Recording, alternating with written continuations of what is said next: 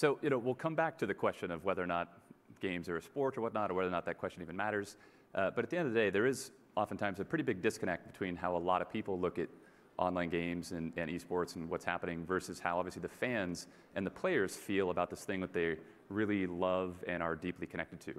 And there's a pretty large demographic and generational gap in, of course, the fans of esports. And because many people who control advertising budgets and oftentimes are from a slightly different demographic or age group, it also is one of the reasons that with the reach and success of esports, it's still one of the most underutilized advertising opportunities because the reach is huge and there's still awful relative to the revenue that it's currently generating. We think that there's tailwinds that are back because we're sort of we still believe that we're in the leather helmet days, so to speak. So imagine what the gaming industry is going to look like and what esports are going to look like in 2050 as technology continues to evolve. And just for some stats, to the extent you guys don't know the size and scale and scope of League of Legends, which is the world's largest esport, as of our last publicly available numbers, we have over 100 million monthly active players. And last year, in 2018, at our World Championships at Incheon, in Korea, it was viewed live by nearly 100 million players, 99.6 million viewers, unique viewers. And as you can see by a lot of those faces in this video, and the crowds and people wearing jerseys and being excited, games are are really already very deeply meaningful to an awful lot of people, and we expect this trend to continue to evolve over time. So beyond just the high-stakes competition and the incredible skill that exists in games, we really do believe that games have the opportunity, just like sports, to make us better people, learn about sportsmanship, learn about how to be humble in victory and graceful in defeat. There's a bunch of studies about the cognitive benefits of online gaming. Just to cite two examples, surgeons who play real-time strategy games 4 hours a week make 25% fewer errors in surgery. League of Legends players have significantly more gray matter in their brains than gamers who play other types of games such as first-person shooters.